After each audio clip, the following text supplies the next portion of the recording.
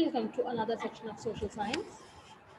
In the last video, we had discussed about the minerals, its types and extractions. In this, we'll talk about the power resources. Now, we all know that the power resources are vital in our lives. We need them for industry, agriculture, transport, communication, and defense.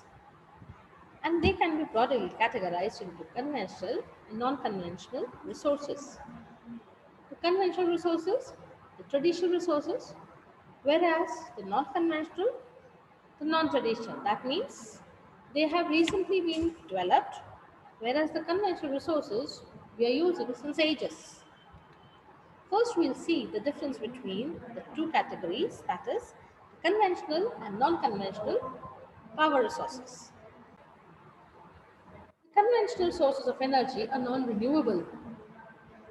That means they take lots, thousands of years to get formed, and as a result, they are counted as non-renewable resources. Whereas non-conventional sources such as solar and wind, they are renewable. We get them every day. The conventional resources have been in use since a long time, like wood and coal. On the other hand, the non-conventional resources have recently been developed and are still developing. For example, the technology of producing electricity from solar panels have recently developed. Most of these energies, they cause pollution, and this pollution is caused by the conventional sources. Whereas the non-conventional sources, they do not cause pollution. The solar energy, the geothermal, etc., they do not cause pollution.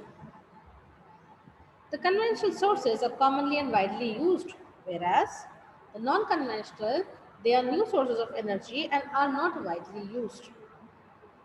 Now you see that there is a difference between the two types of sources. First, we'll discuss about the conventional, and that too, the wood we are going to discuss. As we all know, that since ages, the wood has been used for cooking and heating, and the fossil fuels have been used. The fossil fuels are the remains of plants and animals which got buried under the earth, and then they got converted into fossil fuels after the heat and pressure was applied on them by the earth. These fossil fuels count coal, petrol, and natural gas. The coal, as already stated, that these non-conventional sources are non-renewable. Even so, it counts on coal. So coal is known as a buried sunshine because it is there under the earth's surface. And the electricity produced from it is known as thermal power. The leading producers are China, USA, Germany, Russia, South Africa, and France. The areas which produce in coal in India are Raniganj, Bokaro, Dhanbad, and Jharia. Along with coal, even petroleum is counted as a conventional source. It is known as black coal because from it we can produce a variety of products. Its derivatives like the diesel, petrol, kerosene, wax, plastics, and lubricants. The major areas, the major producers are USA, Russia, Venezuela, and Algeria. In India, it is produced in Digboy in Assam, Bombay High in Mumbai, and the deltas of Krishna and Godavari rivers. You must have seen the places where the petroleum is extracted. As you can see here, it is the petroleum plant in Bombay High. Here, the petrol is extracted, drilled out, and then we use it as in the form of energy.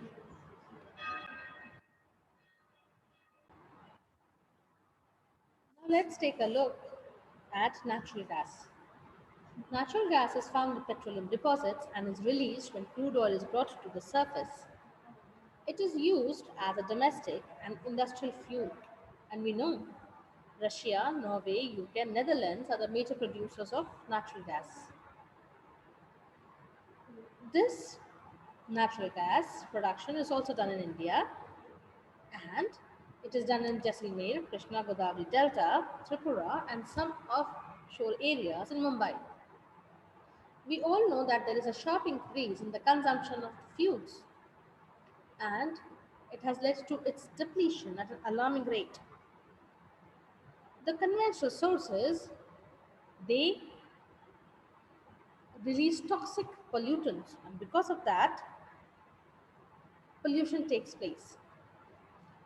Therefore, in order to tap the pollution, the non-conventional sources of energy have been found as an alternative.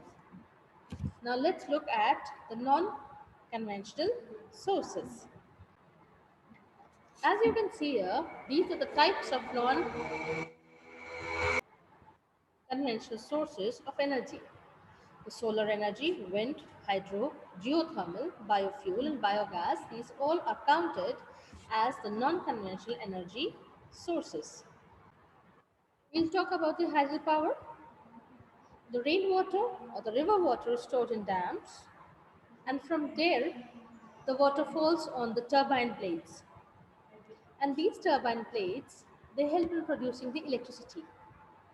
And because electricity is being produced from water, it is known as hydroelectricity. The water that comes down, or rather say discharged, is used for irrigation. The leading producers are Paraguay, Norway, Brazil, and China. Even in India, in Bokaro, Bhakranangal, Gandhi Sagar, Nagarjuna, and Damodar Valley projects are there. Here you can see a hydropower plant. The reservoir is the water reservoir, and from there, the water you can see the penstock, and you can see the dam and the gates. The water comes out of the penstock. There, the turbine has been established. Through the turbines, when the water touches, or rather moves the blades of the turbine, the electricity is generated with the help of the generator. And through the generator, it is and the transformer, it is transported to the transmission lines. And through these transmission lines, we get the electricity. Now, because the electricity is being produced through hydro, it is known as hydropower plant. Now we look into the solar energy. The sun's heat and light energy can be felt by us every day. And we trap this solar energy in solar cells to produce electricity. These cells are joined with solar panels to generate the power. And with the help of this power, we use it for heating and lighting purpose. The solar cookers, the solar dryers, the solar heaters, they are immensely used in lighting our houses. As you can see in the following diagram, that the solar panels have been installed and they have been used to provide the energy to the whole house. Here you can see the number one is the solar panels that have been installed on the roof of the house. From here, on number two inverter, it goes through the wire. Then it goes to the AC loads, and from there to the electric meter. And in this manner, the energy is provided to all the house. Now here you can see the windmill there with the gear system and a coupling. Again, the turbine is put here, installed here, and with the help of the turbine and generator, the energy is formed, and we use it in a house. We know the wind energy is an inexhaustible source of energy. It is used for grinding grain and lifting water since time immemorial, but now it is being used to produce electricity. The windmills have been located in coastal areas and in mountain passes. They are found in Netherlands, Germany, Denmark, UK, USA, Spain. And as a result, it has been a remarkable source of energy. We'll see another source, that is the nuclear power. The nuclear power is generated from the naturally occurring radioactive elements like uranium and thorium. These fuels undergo nuclear fission in nuclear reactors and emit power. In India, in Rajasthan and Jharkhand, there is a huge deposit of uranium and of thorium in Kerala. And as a result, we have nuclear power stations in Kalpakam, Tarapur, Rana Pratap Sagar, Narora, and Kaiga. With the help of these nuclear powers, the generation of electricity has been made easy. Next, we have as a geothermal. The heat that is obtained from the inside the Earth's surface is just known as geothermal energy. We are using the energy, the temperature that is inside the Earth's surface. And this heat can be used to generate powers. As you can see in the diagram, that the heat within the layers of the soil is being used to produce the energy. Again, the turbine and generator has been installed, and with the help of it, the power is being generated. Next, we use the tidal energy, where the energy from the tides is used. The dams are built at narrow openings of the sea, and when there is high tide, these tides or what the water, it turns the turbines, and again the energy is produced. In India, it is being produced in the Gulf of Kutch.